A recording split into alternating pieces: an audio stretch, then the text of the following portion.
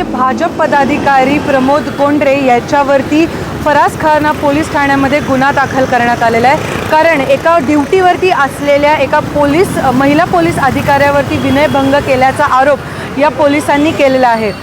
परवा जेव्हा केंद्रीय मंत्री नितीन गडकरी इकडे आलेले होते, पुणे दौऱ्यावरती होते, तेव्हा याच ठिकाणी पुणे पोलीस इकडे बंदोबस्तासाठी होते आणि त्यासोबतच भाजप पदाधिकारी देखील इथे याच हॉटेलसमोर चहा पीत उभे होते।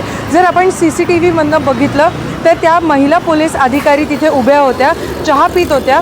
प्रमोद कोंढरे त्यांच्या मागून आला, तिथे उभं राहिला आणि थोडंसं पुढे नंतर सरकला आणि त्यानंतर त्यांनी ते कृत्य केलं।